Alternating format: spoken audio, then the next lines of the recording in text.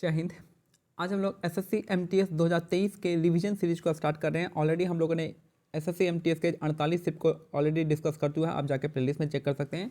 और ये हमारा जो है आपका 14 नंबर का सेट है, हम इसको यहाँ पे डिस्कस करेंगे। टोटल आपका 48 सिप में एग्जाम हुआ था। पहला क्वेश्चन देखते हैं। पहला क्वेश्चन देखिए, प्राचीन नीम राणा बावड़ी राजस्थान के निम्नलिखित में से किस जिले में स्थित है? तो आपका अलवर इसका करेक्ट आंसर हो जाएगा। तो प्राचीन नीम राणा बावड़ी राजस्थान के निम्नलिखित में से किस जिले में स्थित है? तो आपका अलवर इसका करेक्ट आंसर हो जाएगा। नेक्स्ट है, which of the following is the world's largest inland sea? तो सबसे बड़ा इनलैंड सी कौन सा है? तो आपका कैस्पियन सागर इसका करेक्ट आंसर हो जाएगा। तो which of the following is the world's largest inland sea? तो ये आएगा कैस्पियन सागर इसका करेक्ट आंसर हो जाएगा। और ये जो है कैसा पानी है? तो ये जो है आपका खारा पानी है, खारा पानी का झील है। सबसे बड़ी झील खारे पानी की कैस्पियन सी। नेक्स्ट है, which of the following types of agriculture is known as jhum in Assam? तो झूम जो होता है एक तरह का कृषि का एक तरीका होता है, जिसको आसाम में क्या कहते हैं? तो आसाम में इसको शिफ्टिंग एग्रीकल्चर कहते हैं। तो झूम की खेती को आसाम में क्या कहते हैं? तो शिफ्टिंग एग्रीकल्चर के नाम से जाना जाता है। इसी को हम आपका स्लैश एंड बर्न एग्रीकल्चर भी कहते हैं। नेक्स्ट है, फील्ड हॉकी टीम में कितने खिलाड़ी होते हैं? तो फील्ड हॉकी टीम में 11 खिलाड़ी होते हैं। तो फील्ड हॉकी टीम में कितने खिलाड़ी होते हैं? तो हॉकी के 11 खिलाड़ी होते हैं। नेक्स्ट है, निम्नलिखित में से कौन एक प्रसिद्ध भारतीय नृत्य निर्देशक कोरियोग्राफर थी? तो आपका सरोज खान इसका करेक्ट आंसर हो जाएगा। सरोज खान ख्याति एक तरह की कोरियोग्राफर थी। तो निम्नलिखित में से कौन एक प्रसिद्ध भारतीय नृत्य निर्देशक कोरियोग्राफर थी? तो सरोज खान इसका करेक्ट आंसर हो जाएगा। फ्रीडम इन एग्जाइल जो आपका किसकी आत्मकथा है? तो आपका दलाई लामा का आत्मकथा है। फ्रीडम इन एग्जाइल जो आपका दलाई लामा की आत्मकथा फ्रीडम इन एग्जाइल हो जाएगा।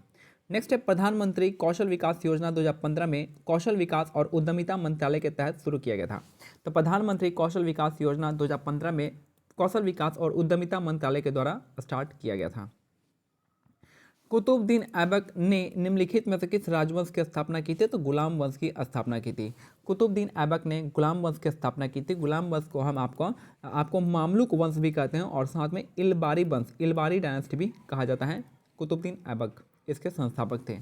नेक्स्ट है, किस ब्रिटिश गवर्नर ने बंगाल में द्वैध शासन व्यवस्था को समाप्त कर दिया था? तो आपका वारेन हास्टिंग ने द्वैध शासन को समाप्त कर दिया था। तो किस ब्रिटिश गवर्नर ने बंगाल में डुअल गवर्नमेंट यानी द्वैध शासन को समाप्त कर दिया था? तो वारेन हास्टिंग इसका करेक्ट आंसर हो जाएगा। नेक्स्ट है, किसी राज्य के राज्यपाल को भारत के राष्ट्रपति द्वारा नियुक्त किया जाता है।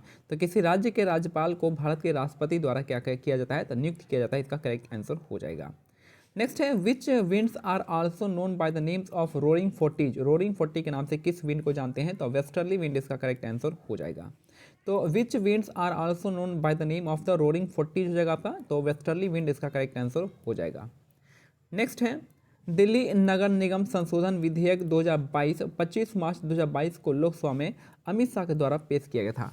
तो दिल्ली नगर निगम संशोधन विधेयक 2022 जो है 25 मार्च को 2022 में 2022 को लोकसभा में अमित शाह के द्वारा स्टार्ट किया गया था, पेश किया गया था कह सकते हैं। हस्तिनापुर का लौह कार्यान्वयन स्थल भारत के इनमें से किस वर्तमान राज्य में पाया जाता है? तो उत्तर प्रदेश राज्य में पाया जाता है। तो हस्तिनापुर कहाँ पे आएगा? पाते हैं आपका उत्तर प्रदेश इसका करेक्ट आंसर हो जाएगा हस्तिनापुर। और द्वारका कहाँ पे? तो द्वारका आपका गुजरात में है। नेक्स्ट है, the annual financial statement show the receipt and payment of the government in the form of contingency fund, public account fund and the consolidated fund इसका करेक्ट आंसर हो जाएगा।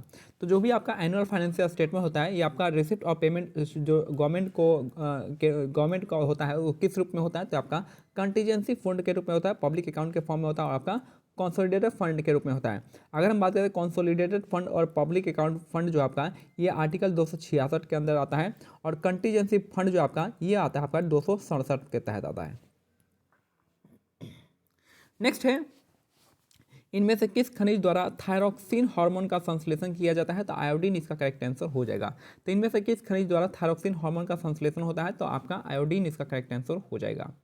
नेक्स्ट है, निम्नलिखित में से कौन सा खेल ग्रीष्मकालीन ओलंपिक खेलों 2020 में नहीं खेला गया था? तो वुशु इसका करेक्ट आंसर हो जाएगा। बाकी कुश्ती खेला गया था, मुक्केबाजी खेला गया था, भारोत्तोलन भी खेला गया था। तो कौन सा नहीं खेला गया था? तो आपका वुशु इसका करेक्ट आंसर हो जाएगा।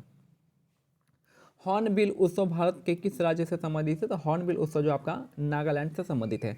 हॉर्नबिल उत्सव जो है कहाँ का आपका त्यौहार है? तो आपका नागालैंड का त्यौहार है और ये 10 दिनों तक मनाने जाने वाला त्यौहार है। 1 दिसंबर से 10 दिसंबर तक मनता है।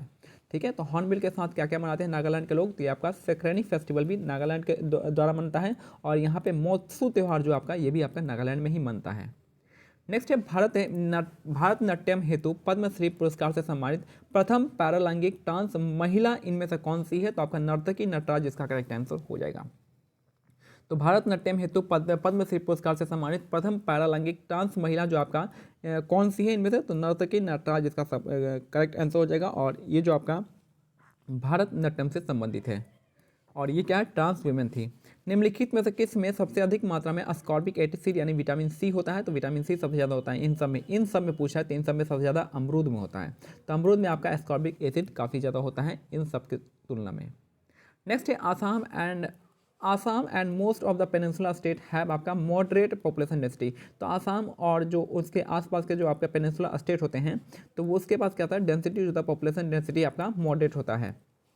ठीक है। तो नॉर्थ ईस्ट हो गया, पूर्वांचल हो गया, चाहे आपका साउथ में जाएंगे तो आपका पॉपुलेशन डेंसिटी क्या होता है, आपका मॉडरेट होता है। और सबसे ज़्यादा कहाँ होता है, प्लेन एरिया में होता है, जैसे उत्तर प्रदेश, बिहार, वेस्ट बंगाल, ये सब में काफ़ी प्लेन एरिया में काफ़ी ज़्यादा होता है पॉपुलेशन डेंसिटी। नेक्स्ट है निम्नलिखित में से कौन सा मौलिक अधिकार मानव तस्करी, बेगारी और अन्य प्रकार के जबरन श्रम से प्रतिबंधित करने में संबंधित है, तो आपका शोषण का अधिकार इसका करेक्ट आंसर हो जाएगा। और आर्टिकल कौन सा है, आर्टिकल 23 इसका करेक्ट आंसर हो जाएगा। तो निम्नलिखित में से कौन सा मौलिक अधिकार मानव तस्करी, बेगार और अन्य प्रकार के जबरन श्रम को संबंधित कर प्रतिबंध करता है, तो ये हो जाएगा आपका आर्टिकल 23 हो जाएगा। और 24 इसका देखिए, शोषण के विरुद्ध अधिकार में इसमें 2 आर्टिकल आता है। शोषण के विरुद्ध अधिकार में 2 आर्टिकल होते हैं, एक तो आर्टिकल 23 हो गया और आर्टिकल 24 हो गया। तो 23 के लिए तो दिया हुआ ये वाला जो दिया हुआ है कि मानव तस्करी, बेगार और अन्य प्रकार के जबरन श्रम किस में आता है, आर्टिकल 23 में आता है। 24 में आता है 14 साल से कम उम्र के बच्चों को आप डेंजरस वर्क में नहीं डाल सकते, तो ये आपका हो गया, आपका ये 24 होता है। नेक्स्ट है loudness of sound is the proportional to the square root of the square of the amplitude of the vibration producing the sound. तो जो आपका लाउडनेस ऑफ साउंड डिपेंड करता है आपका स्क्वायर पे, ठीक है, एम्पलीट्यूड के स्क्वायर पे, यानी आपका जो लाउडनेस डिपेंड करता है एम्पलीट्यूड के स्क्वायर पे डिपेंड करता है।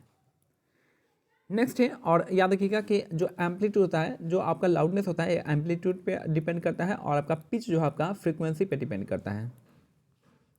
नेक्स्ट है डॉक्टर एन राजम जो आपका वायलिन वादक के रूप में विख्यात है, तो एन राजम क्या है, वायलिन वादक के रूप में विख्यात, इसका करेक्ट आंसर हो जाएगा।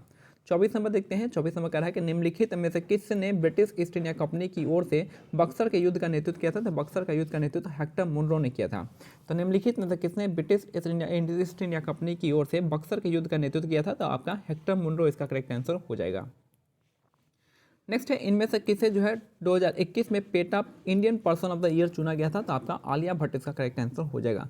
तो PETA Indian person of the year जो चुना गया है आपका आलिया भट्ट को चुना गया है। तो ये हमारा आज का सेट जो है कंप्लीट होता है। मिलते हैं अगले सेट में, तब तक के लिए जय हिंद, जय भारत, धन्यवाद।